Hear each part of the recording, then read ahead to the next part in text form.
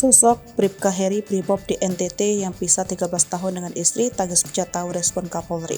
Sosok Bribka Heri tengah viral di media sosial khususnya Twitter. Ia merupakan seorang anggota Brimob yang bertugas di Nusa Tenggara Timur. Baru-baru ini sosok Bribka Heri menjadi perbincangan. Hal itu lantaran ia rela berpisah selama 13 tahun dengan istrinya. Diketahui istri Bribka Heri berada di Jawa, sementara dirinya bertugas di NTT selama 23 tahun.